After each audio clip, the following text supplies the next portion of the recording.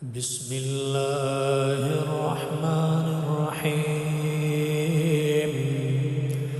أولئك لهم جنات عدن تجري من تحتهم الأنهار يحلون فيها من أساور من ذهب ويلبسون ثيابا خضرا من سندس واستبرق متكئين فيها على الأرائك نعم الثواب وحسنت مرتفقا. واضرب لهم مثلا الرجلين جعلنا لأحدهما جنتين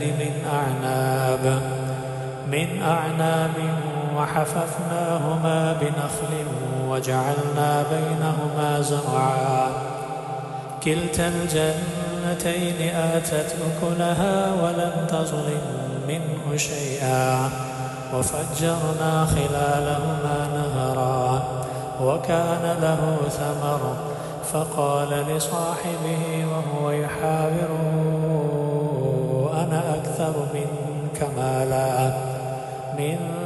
مالا وأعز نفرا.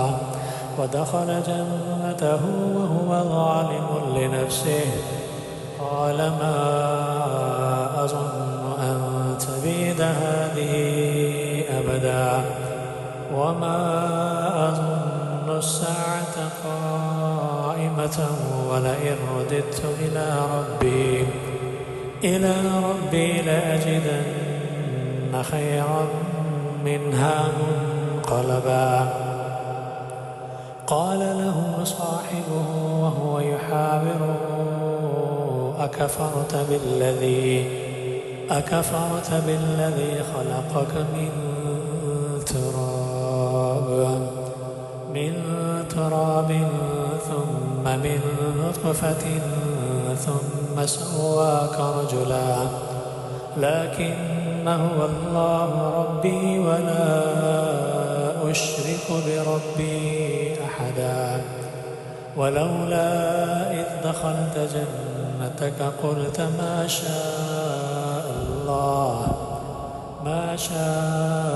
الله لا قوة إلا بالله إن ترني أنا أقل منك مالا وولدا فعسى ربي أن يؤتيني خيرا من جنتك ويرسل عليها حسبانا من السماء